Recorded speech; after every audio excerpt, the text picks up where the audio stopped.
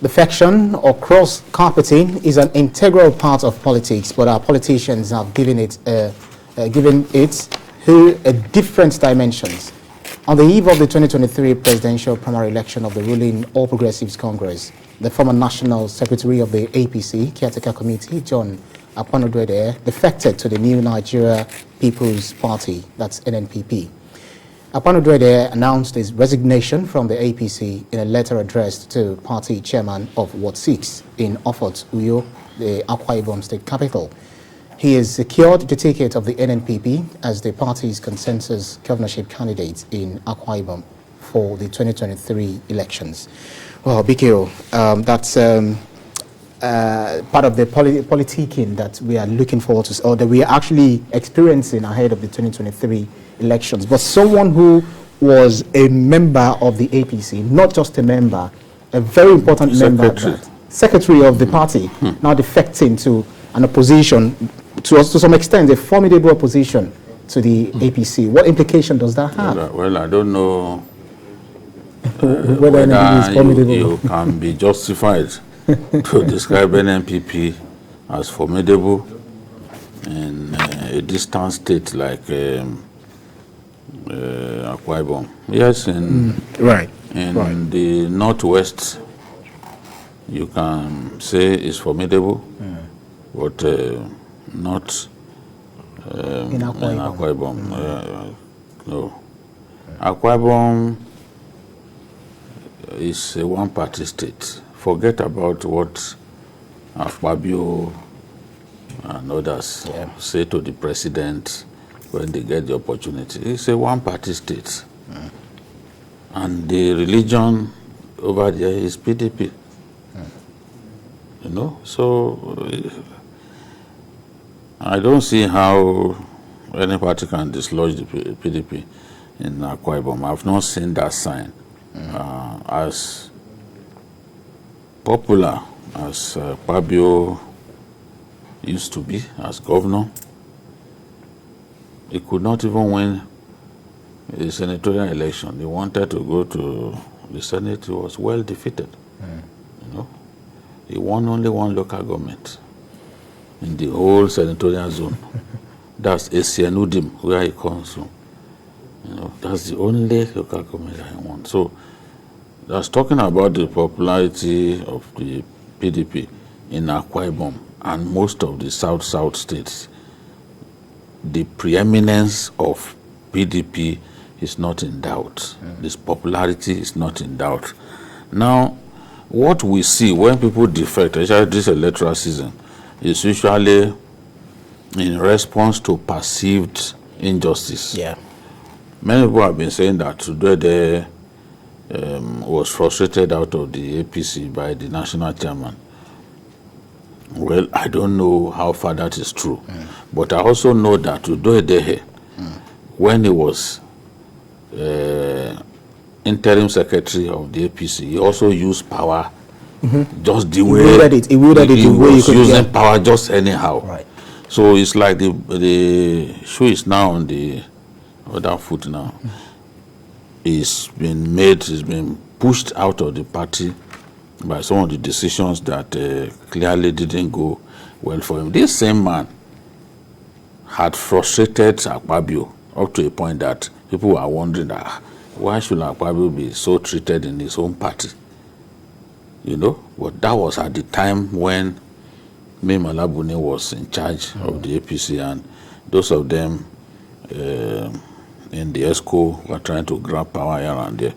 Today, he's been forced by circumstances to leave the APC. I'm sure he now knows how it feels, but this is someone who had wanted to be governor of that state for more than 10 years now. Wow. So maybe he'll be lucky this time, but I have my doubts. So if you want to be governor of a state, the highest position in the state for more than 10 years, as BK had said, how popular is Akwa Ibom in Akwa Ibom when it comes to politics of things? Well, I will say Akwa Ibom is well known in Akwa Ibom. He's well. He's somebody who is well known. He's not somebody you will have to stress yourself introducing in any part of the state. However, how does this being known translates to political popularity? They are two different things. Street credibility and the reality. You can even have all that and you are unpopular politically. Politics is about who or what the people want. They know you as a politician, but they know this other man as a politician that can be trusted. They know you as a serial contender. Yeah. They know this other man as, oh, he belongs to so group, and we trust them. These are the factors that play up. And then when you talk about there's ambition, I recall sometimes in 2009, ahead of the 2011 governorship election, he was at loggerhead with this same Akwa Ibom, doing everything humanly possible to see if he could snatch the seat.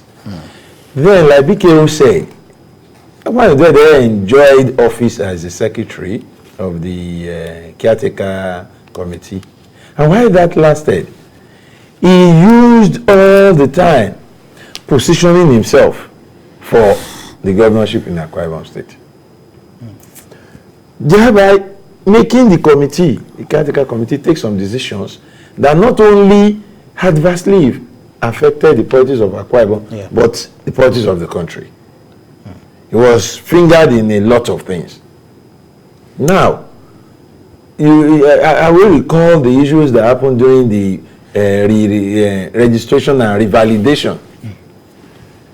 The likes of Akwa Ibom and others were crying foul and raising issues that is preventing them from, preventing their members from. And he issued a statement to say, if you are not registered now, you are no longer a member of our party. I remember him making that statement. At the time, Akwa Ibom was saying, I have not even been able to register. And he was announcing that the day will close also day, and if you fail to register, you are not a member of our party. Yeah. So what I see is karma sometimes play in a very funny way. If he now has to go to NNPP, you'll be wondering how he will look at Kwankwaso in the face, recalling what happened when Kwankwaso also had to leave APC for all that. So politics can be very interesting. And the lesson therein is just this. When you are holding on to power, be cautious. Because a day is a very, very long time in politics. Well, we see how things continue to pan out, especially in Akwa Ibom, as we know that Akwa Ibom is with them. Well, let's change tack by looking at an issue in Maiduguri which affected the travelers. An improvised security situation in the northeast led to the opening of the Maiduguri-Damaturu highway for use after years of closure due to insurgency. Now, abduction of travelers on the busy highway by Boko Haram ISWAP terrorists has led to its temporary closure as troops of Operation Hadinke responded to clear the area. According to eyewitnesses, the terrorists attacked the travelers at Goni Matari village between Mainok and Jakana in Borno State. That's a very sad development there, BKO. Just like we're monitoring things that are happening in Nigeria politically. These guys are also busy doing their thing, just the way they've continued to be doing. But we thought that place was getting some level of reprieve, but it appears the insecurity situation is not just going to stop. No, there are different elements to insecurity in the Northeast. In many ways, you cannot argue that there is improved security. But when we talk about improved security, it doesn't mean that all acts of lawlessness will cease to happen. It doesn't mean that those guys have stopped carrying out attacks totally. It's the volume of attacks that certainly had gone down. It's the regularity with which they used to attack military bases that clearly had gone down. In fact, I can't remember the last time they attacked an army base, whereas there was a time when in 1 week they could attack up to 3 army bases with the intention of stealing weapons. You know, but kidnapping of passengers on the Maiduguri-Damaturu highway, there was no time that it stopped. No, there was no time that it stopped. It may have gone down at some point, but at no time can you say that, oh, it stopped. On a day when you are unlucky, you could just run into them. And the road had not been completed, the dual carriageway. There are still some bad portions. They exploit those bad portions to kidnap people. The area where these attacks happen is not an area that cannot be protected. What I mean is, it's not the whole stretch of that road that is dangerous. It's just a small portion. And it is suspected that when they are crossing, you know, they are crossing through that Jakana area, crossing into Sambisa, because it's close to Sambisa and the Konduga area. So they suspect that it is when they are crossing that they also use the opportunity to kidnap people and then take them away. So the argument has always been, why can't we simply protect that small area? Just a matter of a few kilometers, where you know that from time to time these guys come around. Why can't we protect that whole area and ensure that our people are free of these constant attacks? I mean, these attacks by these people. They need to carry out these attacks so that they can raise money to fund the insurgency. From the ransom that they get paid, they can fund the insurgency. Or when they lay their hands on humanitarian workers, they don't usually take ransom from those, they kill them. They don't want to see military men, they don't want to see civil defense or JTF, civilian JTF. When they get hold of those ones, they don't show mercy. But for ordinary civilians, they will ask for ransom and all that. So they need the money to keep the insurgency going. So we need to protect that area a lot more. Don't forget, Maiduguri has not had electricity, public electricity, for well over a year now. Due to the activities of these guys, they went along that same route. They went, destroyed transmission lines. Government repaired those transmission lines. They went back, destroyed them a second time. And since that time, Maiduguri has not had electricity. The last time I traveled to Maiduguri, the hotel was rationing, what was it called? Electricity, by simply putting on their generator at 8 p.m. and switching it off at 8 a.m.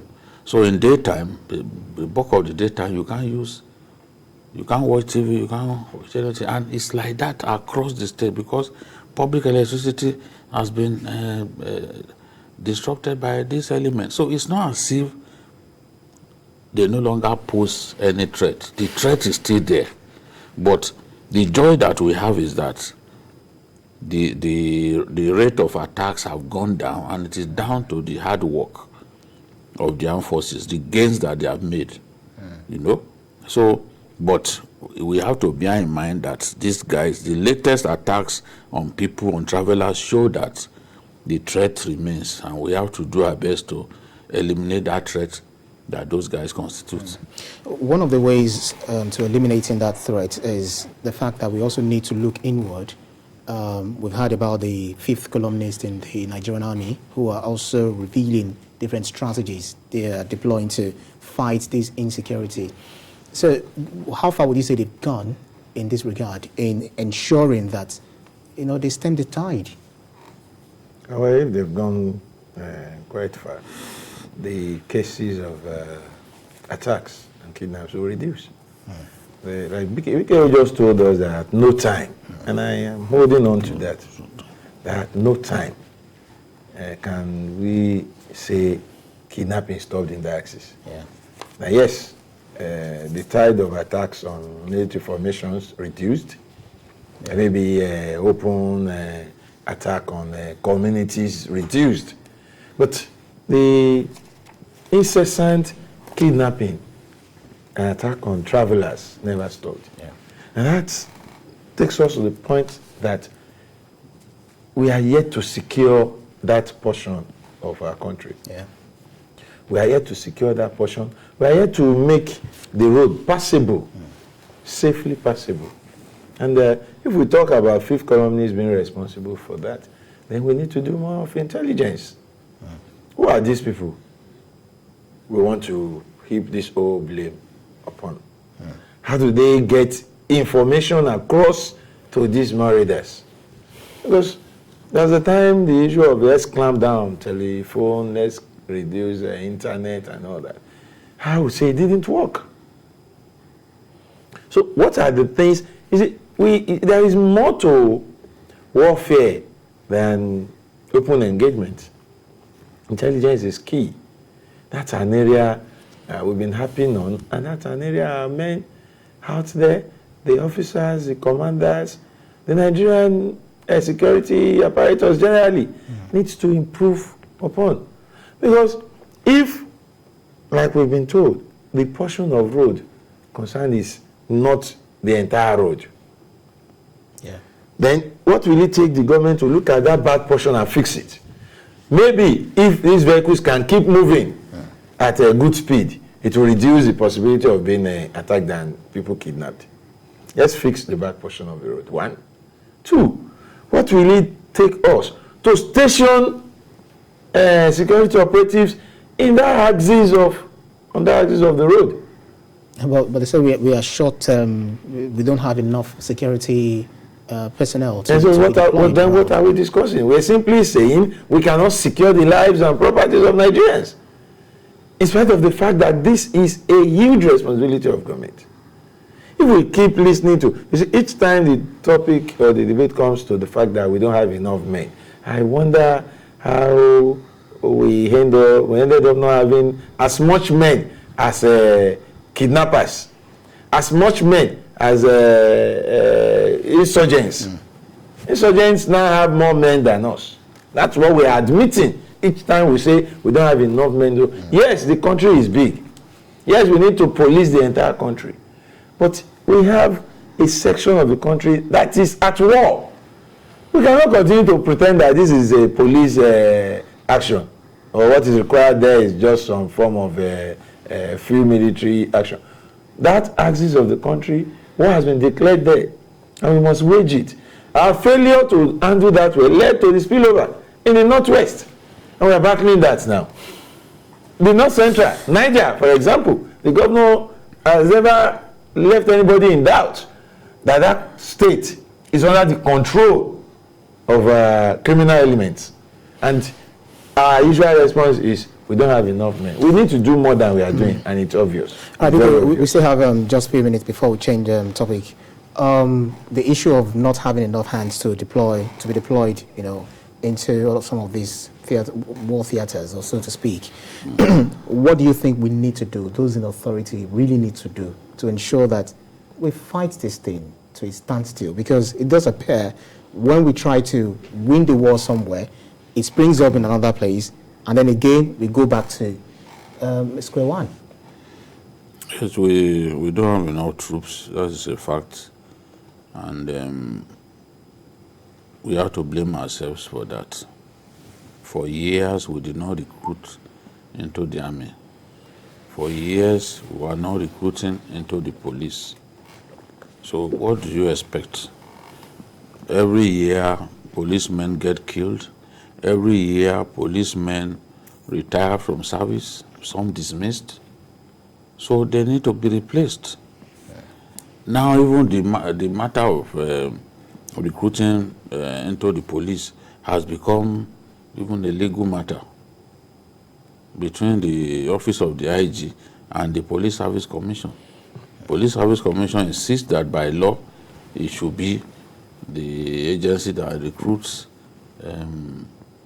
policemen, and that the IG and these men are just supposed to train them. But the IG and these people are saying, if these people are going to work for us, we reserve the right to select them, select those who are good enough. So we are on that now. We have not resolved that. This is a matter that we ought to put to bed. It shouldn't even get to court before it's resolved, so that we can recruit. We have years, we have a lot of areas that we need to fill up, because for years we did not recruit. Now, clearly we don't have enough security operatives to deal with the threats that we face across the country. Yeah. Another thing we can do is to equip the police sufficiently to deal with certain threats. Certain threats for which we bring in soldiers. Mm-hmm. If the police are well equipped, provided with the wherewithal, they can deal with those threats. After all, we've seen the head of SARS in Borno State go to the point of even rescuing soldiers who are detained, who are abducted by Boko Haram. It's a fact. He not only went after he retrieved from them, he recaptured the gun trucks that they took away and rescued soldiers that were abducted. So, and why was he able to do this? He had, what was it called, this armored personnel, called the APC, and other weapons that the governor had provided. So if we sufficiently equip the police, like we did during the Adewusi era, you know, when the police, they were calling them kill and go at that time, but they had weapons to the point that even the other arms of armed forces became threatened. If we could equip the police sufficiently, they can engage these bandits. There's no reason why police shouldn't be able to engage bandits. Let's know that Boko Haram should be the duty of the army. You know? Well, what he just said about the police, you know, you saw me smiling, because the kind of the image we have about our current police now to face, you know, just even within internal security, these guys are the same people running after Yahoo boys, you know, up and down. No, why are they not running after Yahoo boys in Borno State? Because they are busy there. Yeah, so that's true. Outside, those of them who are killing people, beating innocent people here, Send them to if they are idle, there is ambitious for them to go and show serious their work for them to do. So, now, after much intrigues, intense politicking and mudslinging, the 2023 presidential primary election of the All Progressives Congress is finally underway in Abuja. Events leading to the commencement of the activities for the primary as fussy as they are controversial. The knotty part of the intrigues is the issue of consensus, which has pushed the party to the edge. But all we can say is that accreditation of the 2,340 delegates that will decide where the presidential ticket goes has been done, while voting is expected to commence by 6 this evening. PKO, the situation has been so fluid, you know, from yesterday. In fact, yesterday was so crazy that I saw on social media somebody posted and said, hug a Nigerian journalist today, because they practically turn our head upside down. But this is a party, an incumbent party, that is holding its primary, deciding who is going to be the flag bearer for the 2023 general election. What do you make of all of this, Hilabalu? well, politicians are the newsmakers, whether for good or for bad. Yesterday, just before we got into the studio, I read on Vanguard, and I think The Nation, that the national chairman of the APC had announced that Ahmad Lawan, The Senate President was the consensus candidate, and that he had discussed it with Mr. President. Before I got into the studio and made some calls. Unfortunately, the governors were just stepping out of the meeting with Mr. President. And I was told that the governors told Mr. President that one, they are not going to back down on their decision that power should go to the south. And they asked Mr. President whether he had an anointed candidate based on what the national chairman said. And Mr. President said, no, I don't have an anointed candidate. And that person told me that within a few minutes, Garba Shehu will issue a statement to show that he told me the truth. And that was what happened. Everything that I said here, Garba Shehu repeated in his press statement to corroborate the information that was given to me. All along, we've seen some of these undercurrents going on in the party. And all along, we had advised the party to allow the delegates to decide. We didn't want to see a situation in which an individual says, okay, consensus, this is, no, that's not democracy. We aspire to be like the Americans. But the things that they do that made their democracy to be as advanced as it is, that made them the pride of the world, we are reluctant to do those things. We don't have internal conflict resolution module within our parties. We don't have internal democracy. Once people are strong within the party, whether they are governors or whoever, they want to singularly pick people and say, this is the candidate, that one is the candidate. That's why our parties are weak.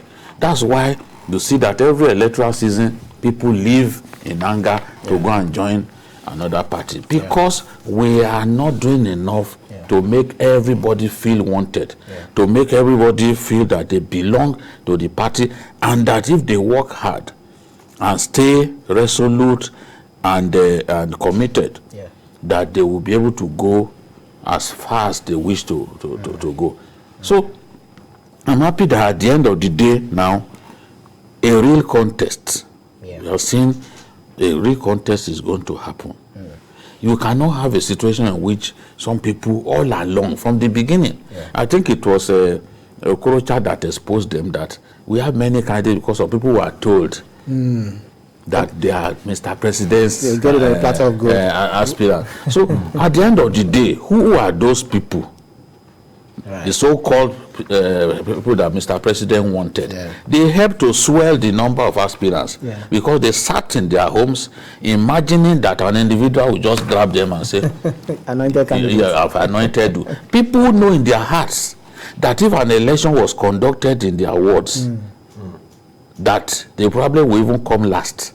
Such people decided that they wanted to be president. All right, Mikhail, hang on. We have our senior political correspondent, Ayodele Uzubakun, who is joining us live from the scene of today, where the decision will be made who the APC flag bearer will be come 2023 general election. Ayodele Uzubakun, bring us up to speed or up to the minute information about what's going on there on the ground. All right, I think we'll try to reconnect with Ayo as soon as we're able to. So let me come to you, Barry. Now we know that we've got many names, but before we entered the studio, we heard that the names have been pruned down to 5, and some are also saying that maybe even 3, and that the president insists that they should agree, still somewhat agree on a consensus. But what exactly do you make of all of this, palaver? So palaver is the word, actually, because if we don't want palaver, we will allow people pay the 100 billion naira to go and contest. But for months, we've been hearing about Mr. Consensus, and then there have been deniers. We talk about names being pruned to 5. That's a suggestion, as far as it is. The other contestants are yet to come out and say based on so, we are also not running. Yeah. These are suggestions. And I call it political permutations. To position, it is still a way of positioning people. Yeah. Because ordinarily, it is not the governors that will be speaking for the contestants. We saw Bagudu coming out to say, because of this, he's pulling again, he's no longer interested in the race. Others should tell us that they are not running.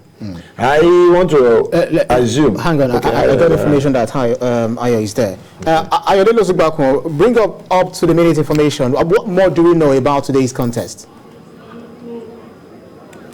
Yes, at about now, the National Convention, that's the APC Special Convention, Presidential Convention for the primary, it's about starting. Why am I saying this? Is that just got information from the International Conference Center that they are done with accreditation. That is 36 states. So talking about 2,340 delegates, they have finished accreditation and they filled their position in this venue now, the Eagle Square. So all around, if my camera could pan, you can see the accredited delegate. The show is about to start because it's all about the delegates. So now that the delegates are here, manifesto will start and voting proper is expected to start any moment from now. But what we are hearing is that there are still meetings, trying to talk to people, because it's not going to be worthy if we have 23 aspirants on the ballot, and it's going to be a little bit cumbersome to actually sort out. So people are expected, they'll be coming here. When these aspirants come, we expect them to announce that withdrawal from the race. So we've been gathering, we've been hearing from grapevine, but they will come here, they will just do it, that look, this is something that I'm doing voluntarily. So any moment from now, we expect the President of the Federal Republic of Nigeria to make his movement into this venue, and the show proper will start. But we understand that it's going to be a close contest. Yes, we gathered earlier that, it has been reduced to 5, but it was later that I now investigated. Yes, 5 people were recommended to Mr. President, but it is not cast and concrete in the sense that that will not in any way disenfranchise anybody that still wants to go on with the exercise to throw their hat in the ring to contest. But they are saying maybe, to make it, to make it interesting, and the 5 people that they feel that they are top runners, that they should still talk to themselves, so that at the end of the day, they will reduce to 2 aspirants. But what we have here is that the show is about to start, and however it's going to go, one thing is certain: the All Progressive Congress will have their special convention today, and the show has just started now. All right, Ayo, before I let you go, talk to us about the mood of these delegates. How optimistic are they at the moment as we're talking? Looking forward to casting their ballots. Are they very optimistic? What are they saying? Yes, these delegates, it's according to their state, and the leader of each of these states is the state governor. So what is happening now is that the leaders of each of these states, that's the governors, they are meeting right now. And those states are not being controlled by the All Progressive Congress. They have chairmen and they have party leaders.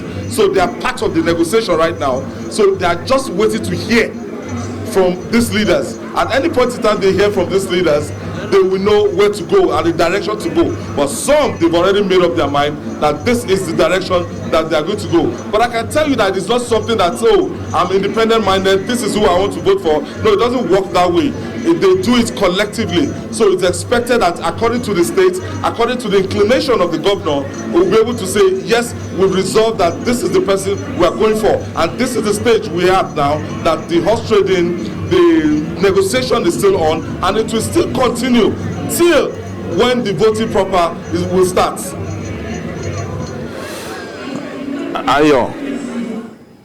Ayo. Yes, Jide. Now, Jide. is there really no threat of litigation? Because I've seen, I've read a report in which 7 aspirants were grumbling that some aspirants were shortlisted and some were told to get out of the race. Are party leaders not thinking that if some of the aspirants were told to were taken off the ballot, that it could lead to litigation which could put the party in trouble? Yes, I said it earlier. It's just on an advisory note. It's not cast and concrete. What the Plateau State governor is saying is that they advise 17 others to step down. 17 others to step down. It's just advice. It's just an advice, and it's an extension of their right to actually continue with the exercise. Because look, if anybody is disenfranchised here, that person might decide to go to court, and once that person goes to court, it might be counterproductive, and it will work against the entire purpose of this exercise. So the leaders, I'm sure they're going to be mindful at this landmine. You cannot exempt anybody at this stage. Since it's not the screening committee, the Oyegun-led committee, they made their recommendation. Strangely, the recommendation of the Oyegun committee, we didn't know what became of it. The party did not say anything, and the party did not say, this is why we're asking these people to step down till this very day. So I can say that, look, if they're not doing that voluntarily, Jude, I can tell you that it is too late to coax anybody to step down from this race. So, no less than 23 aspirants. That means the long nights for you guys over there. Yes, but some of them willingly, some of them, they will come, they will step forward. We expect that some of them will come forward to announce their withdrawal from the race. So we are here, Jide. Let me ask you, from what we can see here, the atmosphere there is carnival-like. A lot of backslapping, laughing, and all that. Can we interpret this to mean that there is no anxiety, no tension whatsoever at the venue as we speak? On the part of, look at the delegates, all what their business here is to come and exercise their franchise.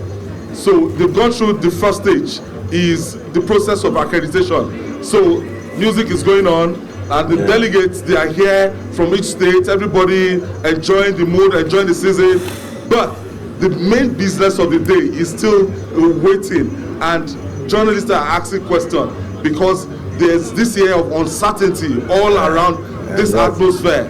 But people are just, being optimistic that at the end of the day, that something good we give, that they are going to ask them, they are going to go through the exercise, and at the end of the day, a candidate will emerge. But for the delegates, they are just enjoying themselves, enjoying the atmosphere. But till when the business of the day starts, that is when we start seeing tension in the atmosphere and, of course, hostility, which we can't rule out. All right, Aya, before we let you go, I read in a report that the EFCC is on ground, maybe not in their uniforms, trying to, see whether there will be sort of inducement of the delegates to sway them towards voting certain lines. Did you spot anyone like that there? Yes, I've spotted them with their red jackets. The same thing happened during the convention of the People's Democratic Party some days back. Yes, but because I believe that is just like showing off. Let me tell you, if anything were to happen, it would have happened before now. It's not going to happen on this ground. I didn't see any kind of changing of money being given or kickback given during the People's Democratic Party. But at the end of the exercise, we were told that, dollar exchange hands, but I didn't see it at the venue. The same thing here. So it would be foolish for anybody to bring sack of dollars or sack of naira here to start distributing. So this is not where the place is. So I'm sorry, I don't know the purpose of EFCC being here. I'm sure they would have gone to their various hotels and to their lodges and everything before now. But they are here to show up. Their red jackets, they're all around. They're welcome. All right, TVC News senior political correspondent Ayodele Ozubakun, keep close tabs on this for us. We'll definitely get back to you for more updates. Thank you. Right, BKO. So even if I want to give money to people, and I can see you wearing your red jacket, I will still give in your face. I will still give them. I mean, I just don't get it. It's a waste of time. So you explain because you're not going to catch anybody. They're just not going to catch anybody there. They don't intend to catch anybody. They want you, just for them, especially you, BKO, to know that they are working. Their work. Oh, okay, no Before problem. you sit down here and say, exactly, see them. exactly. So how do you know whether they are working? See, if I want them to do the work, even on election days, how many people did they arrest? Oh. The kind of money that exchanges hands on election day, you can't compare. And that is done openly. Yes. Yet we don't hear of arrests. Somebody was telling me that a candidate in Kaduna shared 100 million on the day of primaries. No. But not on the governorship primaries. So governorship primaries. Yes, he shared it. And you will never hear that. We also heard of stories somebody saying, "Give me my money back." Yes, yes. Now somebody even went as far as distributing money that they gave him to people in his constituency. And they didn't arrest the person to find out who gave money to the person to do their job. No, but I was wondering about that. The guy was just being celebrated all over the place. EFCC, police, they are not deaf to. He took bribe to sell his conscience. And then he's now don't be surprised. A very good man. Don't be surprised if he runs for election. Maybe he can sell. He will win. No, in future he will run. He will win. Remember his generosity. Yeah, he has told to them that if you send me, I will bring. And I believe that. Frankly, what is going on now is something that makes me happy. We are going to see a real contest. There's nothing as exhilarating, there's nothing as form-packed as seeing a contest happen. The joy of victory and the agony of defeat, we will see everything. It is what we want to see. When you don't have all of these elements in something that's supposed to be a primary election, what is there to report? What is there? You will be limited in terms of what you can report. If I were a tabloid editor, for example, I want controversy. I want to see even terrible things happen. So give you more content to write. I have front page news. So if you don't want the contest to take place, you just want something like consensus, there will be so little to report. I'm telling you now, because there's going to be a real contest, there will be more drama. More twists and more news items for the journalists. They are not there for any other thing other than to milk all the news items that they can lay their hands on. Right, Dari, so people say that one of the people we need to keep our eyes on is even the chairman of the party, looking at the kind of confusion that he led us into yesterday. And another person said it could just be the voice of Jacob and of Esau. Yeah, but either it is the voice of Jacob or the hand of Esau, or the voice of Esau or the hand of Esau. He led us into confusion. And that's something anybody who is serious should be wary of. He is a national chairman of a party, like the father of all. Your children are out there trying to win your love. They are doing all they can to say, "Oh, Dad, I love you the most." And then suddenly, you threw a kite and saying, your own father now, their grandfather, already anointed somebody. And you have discussed the matter with their grandfather, and for the grandfather to say no. Either you were sent and later denied, or you did it out of your own volition. It is controversial, it is confusing. And Adamu ought to know that he came into that office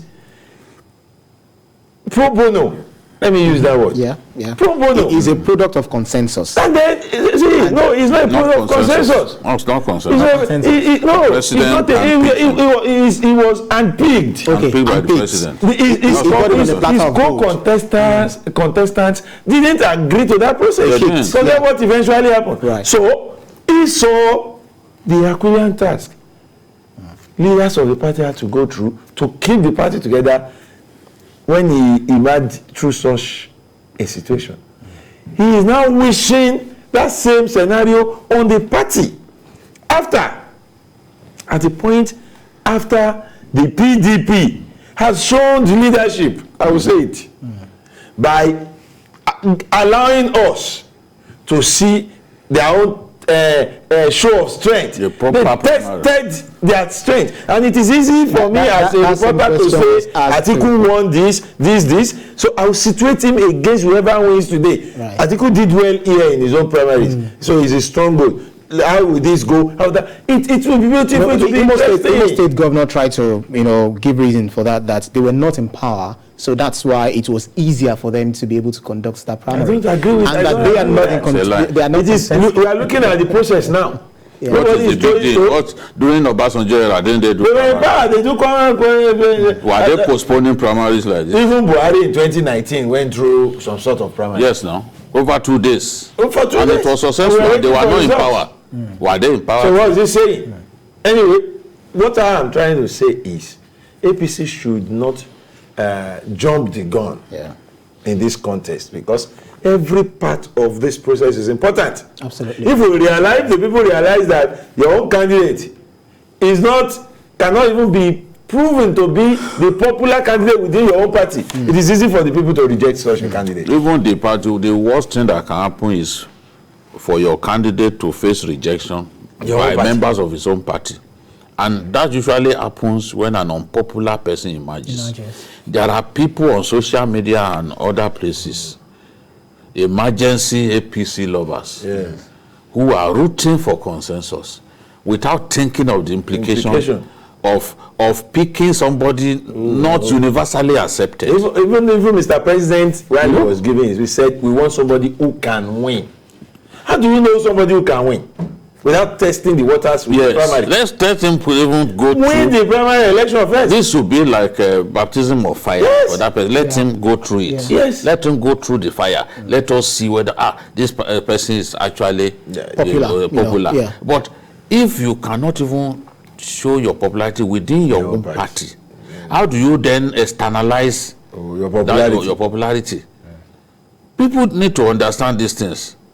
The people who know that their candidate can never win except by consensus, they are the ones who want to die over consensus. They are the ones abusing the rest of us that, somebody who said Jide is not professional. They say I'm not professional. I say, why? I didn't campaign for any individual. Right. I only said, let the proper process be implemented. Let it take place. Even with consensus, it has to have the backing of all other. See, if you did it out of 36 states, you didn't go to 12, and then you will emerge as a consensus candidate. Who are those? You see, one thing about electioneering is you must have, apart from the leaders you look up to, you must have your own men, your small team of campaigners, foot soldiers. Yeah. If they didn't visit them, who will work for you in those states in the general election? You don't have them. When you don't have them, then election will come, they will now say, you don't even have agents, it's also what? No structure. You've seen it. You know, some of them were not even planning to contest. They were just told that Mr. President is thinking about you. And you know that they had no plan to contest. So how do you then allow such a person to become the candidate? Represent the party? He has no structures. He had no plan to contest. This thing came to him. They've not been attending party meetings. So this is the thing. It will really be good for the party when a proper contest takes place. The most popular of them all emerges. That popular person, now he has a platform to stand on. Yeah. There's legitimacy. He's in a position of strength already. Yeah. And the party the party can then rally around him. You know, he will then begin to galvanize support across board. Yeah. Then you can feel confident that you have in him somebody capable of defeating Atiku. Because there is a juggernaut waiting somewhere, lurking in the bush, watching them. No, they finished their own alley, and he's already moving around, even trying to form his government. He's already drawing up list of his ministers. And he's reconciling with, the perceived aggrieved from the second day, the day after the primaries, he was going to Wike, going to others. So he has already started work. He has already started work. Drawing people into his team, running the race with people, galvanizing. As I said, there are not many people in APC today, and I will repeat it again. There are not many people in APC who can defeat Atiku. I've said it that only 2. I know only 2. I won't mention the 2. In APC today, only 2. Is it among the contenders that we have today?